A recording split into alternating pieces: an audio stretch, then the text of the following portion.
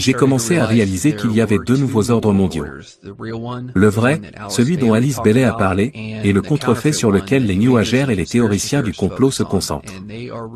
Et il révèle ce nouvel ordre mondial contrefait en même temps que les messages lucifériens d'unité humaine, d'unité de conscience supérieure toujours.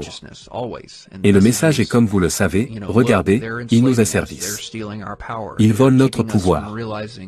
Ils nous empêchent de réaliser qui nous sommes vraiment, de réaliser que nous sommes tous un. Ils freinent notre énergie créatrice et tout ça. Et juste pour être clair, comme je l'ai déjà dit, ce nouvel ordre mondial contrefait est réel, tout comme un faux billet de $100 est physiquement réel. Tout doit être réel pour que ce plan fonctionne. Et c'est le point. Et c'est le fait que c'est très réel, que cela donne à tous ces théoriciens du complot New Age du pouvoir et de la validité à leur message, à leur prescription sur la façon de traiter le problème. Et c'est pourquoi cette tromperie va être si puissante. De plus en plus de gens font des recherches sur ce genre de choses, se rendent compte que c'est réel, puis ils vont voir des gens comme Jones et Icke pour obtenir des conseils sur ce qu'il faut faire, et ils disent aux gens de s'unir, de résister, de réaliser que vous êtes impuissants, être conscient. Jones dit aux gens que nous tous, de toutes les religions, devons nous unir et nous dresser contre ces gens.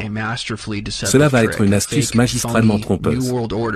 Un nouvel ordre mondial faux et bidon va se développer, puis être délibérément autorisé à être vaincu afin que le véritable nouvel ordre mondial puisse enfin être mis en œuvre. Une bonne façon d'y penser est de penser à une personne maléfique qui veut vous inciter à lui faire confiance. Comment ferait-il cela? Eh bien, il ne pouvait certainement pas simplement s'approcher de vous et exiger votre confiance.